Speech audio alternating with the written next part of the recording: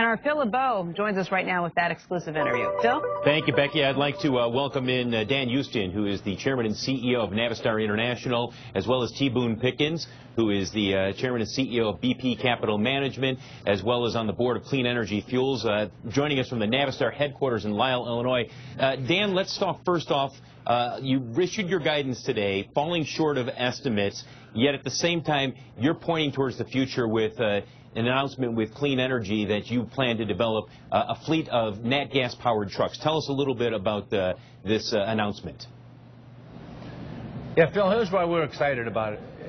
It gives our customers an opportunity to get into an alternative fuel and get a return on the investment that they make, like, immediately.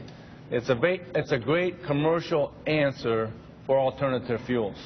Yet one of the critics out there that I talked with yesterday said, listen, it's great that Navistar is finally saying it's going to be moving at gas, especially at a time when the government is saying, listen, you have got to improve your emissions in order to avoid pollution fines. How quickly will you be able to ramp up a fleet of nat gas-powered trucks? Well, Phil, the demand for it is over the top right now, so it's as fast as we can get the product out there, which would be within the next 6 months, we're going to make an impact with these products in the marketplace. Boone, how much of a savings is potentially out there when you take a look at the trucking fleet in this country in terms of converting it to nat gas? You're saving $1.50 a gallon, and some of these trucks are running 30,000 gallons a year. So you're talking about $25,000, $50,000 a year. So the return on it is great. But you mentioned that it was cleaner. Yeah, it's cleaner by 30% over diesel. But it's also ours. It's abundant and it's domestic. And if we could get all 8.5 million of these trucks over a period of time, and those are the heavy-duty 6 to 8 class trucks, if we get that 8.5 million, that's 2.5 million barrels a day, and we cut OPEC in half. So if that happens, it puts us in a tremendous position to negotiate the price of oil. Boone, is the infrastructure, where is it right now, and how quickly can Clean Energy and other players in the nat gas space develop that infrastructure along our interstate corridors in this country? They're under construction on I-10, I-40, 95, 5, 75. They're all, it's under construction. And so there will be over 100 stations built this year on those highways. So we've got to get it out there to be able to take care of Navistar and their trucks and all, and to be able to fuel them.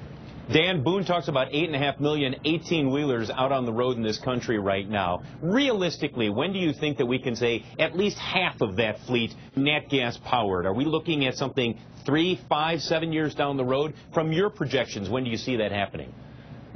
Yeah, Phil, let me try it this way. I think 10-20% over the next year or two is very realistic. You know, to get to, Boone's number of 50% or 100%, it'll take a little more time. But the benefits of this, as Boone has already pointed out, think about that. $1.50 a gallon times the number of gallons used, it's over the top. And what our deal does is it makes their investment virtually zero to get into this market. And you talk about your customers demanding... Sure, go ahead. You know, our customers have very little investment to get into this market, and they get all the benefits from it. But focus on this just for a second. You're going to, they call for 20,000 jobs on the Keystone Pipeline. This goes way beyond that. You're talking about 100,000 jobs. So this is, this is fuel used in America on our trucks and all, and this completely cuts out money that's going to OPEC. And that's what we're after. That's what I'm after. Boone, the truck makers and the 18-wheel market, obviously a huge impact. When you have discussions with automakers about the commercial market, there are a very select number of nat gas-powered cars out there, a very, very small number. When do you think that we might start to see a mass market nat gas car? I mean, one that truly makes an impact. And I know you're talking with automakers because I've talked with them, and they've mentioned that they're talking with you. What do you hear back from them? Well, you've got 13 million vehicles in the world today that are on natural gas, and it's about 150,000 of them are in the United States. The United States has more natural gas than any other country in the world. So you know it's got to come together because natural gas today is $2.50. Sure, but when does it come together? Okay, I'll conclude on that. But you've got natural gas in the Mideast, $15. You've got it in Europe, $13. What a huge arbitrage! What a huge opportunity! Rebuild our economy on the back of cheap energy. I understand, and we're 15% cheaper on crude oil. And so our industry is doing such a good job for the country as far as industry. When do I think that could happen? I think you could get half of the vehicles in 4 or 5 years. In 4 or 5 years, but do you believe? Excuse me, not your vehicle. There are 250 million total vehicles in the United States. That's a question hard for me to answer, because that will cause for a greater infrastructure to accomplish that. But let's just see the direction it goes. You can fuel your car if you want to go to natural gas. You can fuel it in your garage at home at night. I have a fueling device. It costs me less than $1 a gallon. Boone, nobody's debating that the technology is not there. I guess the question is the commitment from the automakers, when you talk with executives, are they saying, you know what, Boone, yeah, we see us developing this on a mass scale within the next year or two, or is this one of those, sounds good, but we're not ready for it yet? Let me tell you, there's nothing wrong with the automakers. I've talked to those guys for 10 years. They say, you get me the customers and we'll make you anything you want.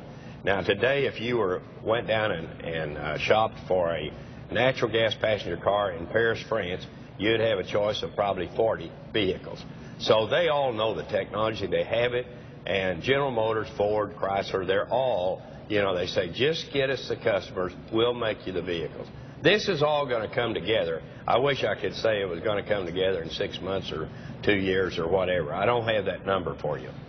Boone Pickens, who is the CEO of BP Capital Management. Dan, last word to you. Phil, I think what makes this special, it provides a commercially viable answer. Our customers want this, and that's why it's going to work. Dan Ustian, the chairman and CEO of Navistar International, along with Boone Pickens, joining us from the Navistar headquarters in Lisle, Illinois today. Joe, it's a big day, not only with this news, but we got auto sales all day long. You had the earnings from Chrysler for its profitable year since 2005, so we'll be talking to you quite a bit today. Great, Phil.